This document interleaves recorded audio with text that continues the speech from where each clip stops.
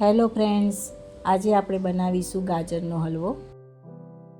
ગાજરનો હલવો regular આપણે બનાવતા જ હોઈએ છીએ, પણ આજે હું જે ગાજરનો હલવો બનાવવાની છું એમાં આપણે નથી ઘીનો ઉપયોગ કર્યો કે નથી દૂધનો ઉપયોગ કર્યો કે નથી કોઈ માવાનો ઉપયોગ કર્યો, તો પણ આ હલવો એકદમ સરસ માવાદાર થશે. એના માટે મેં 700 ગ્રામ ગાજર લીધા છે. એને મેં સારી રીતે ધોઈ અને સાફ કરી લીધા છે. અને હવે આપણે એને આ છીણીની મદદથી એને છીણી લઈશું. અને ગાજરનો જે પાછળનો ભાગ આવે તેમાં વચમાં જે પીળો ભાગ આવે એ આપણે કાઢી લઈશું.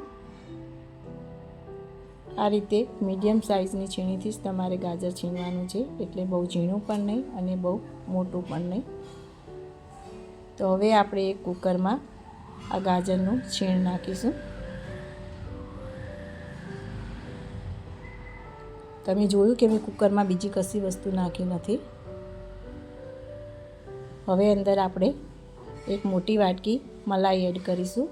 આ મલાઈ મેં 3 દિવસની લીધી છે અને તમારે મલાઈ ફ્રેશ જ લેવાની છે. એના માટે તમારે ફ્રીઝરમાં મલાઈને સ્ટોર કરવાની, જેથી મલાઈ તાજી જ રહે. અને હવે આપણે આ મલાઈને ગાજરની છીણમાં સારી રીતે મિક્સ કરી લઈશું.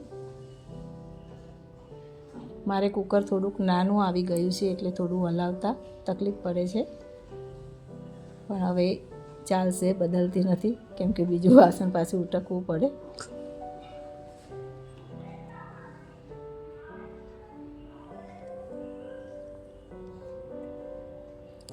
હવે આપણી મલાઈ ગાજરમાં સારી રીતે મિક્સ થઈ ગઈ છે અને હવે આપણે એનું ઢાંકણ બંધ કરી દઈશું. અને કુકરમાં ફક્ત આપણે એક જ સીટી વગાડવાની છે અને પછી ગેસ બંધ કરી અને નીચે ઉતારી લઈશું.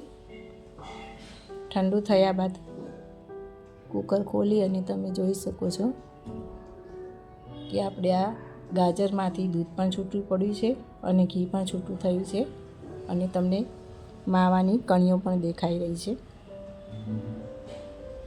હવે આપણે એને કડાઈમાં લઈ લઈશું. આમ તો કુકરમાં જ કરી નાખીએ, પણ મારે કુકર થોડુંક નાનું છે એટલે મેં કડાઈમાં ચેન્જ કરી દીધું છે. હવે આપણે આને સારી રીતે હલાવશું. આપણે દૂધ નાખીને હલવો બનાવીએ તો એ બહુ સમય લે છે. અડધો કલાક ઉપર તમે હલાવો ત્યારે તમારો હલવો તૈયાર થાય છે, પણ આ રીતે તમે હલવો બનાવશો તો ઝડપથી થઈ જશે. હવે અંદર આપણે 1/4 કપ ખાંડ ઉમેરીશું.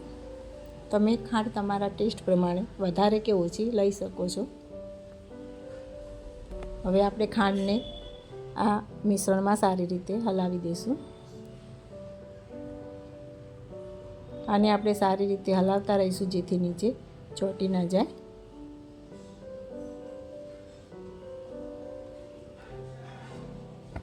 આ હલવો થતાં ફક્ત 10 મિનિટ જ થશે. એટલે પણ હવે તમે પણ જો આ રીતે હલવો બનાવશો તો ફટાફટ તમારો હલવો તૈયાર થઈ જશે અને તમને હલવો બનાવવા માટે આળસ પણ નહીં આવે. હવે અંદર આપણે 2 ઇલાયચીનો ભૂકો એડ કરીશું અને ડ્રાયફ્રૂટ ઉમેરીશું. મેં અત્યારે કાજુ અને બદામ ઉમેર્યા છે. તમે તમારા ટેસ્ટ પ્રમાણે કોઈ પણ ડ્રાયફ્રૂટ ઉમેરી શકો છો. તમે જોઈ શકો છો હવે આપણે હલવામાંથી સરસ ઘી છૂટું પડી રહ્યું છે.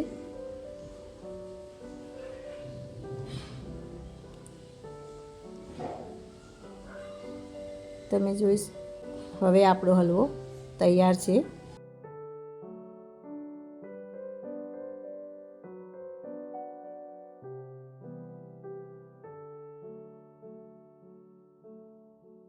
તો આ હલવો જેટલો દેખાવમાં સુંદર છે એટલો ખાવામાં પણ ટેસ્ટી છે. તો હવે તમે પણ જ્યારે હલવો બનાવો ત્યારે આ રીતે જ બનાવજો. હવે ઉપર આપણે બદામથી ગાર્નિશિંગ કરીશું. જો તમને મારો વિડીયો પસંદ આવ્યો હોય તો લાઈક, શેર અને સબસ્ક્રાઈબ કરવાનું ભૂલતા નહીં. Thank you.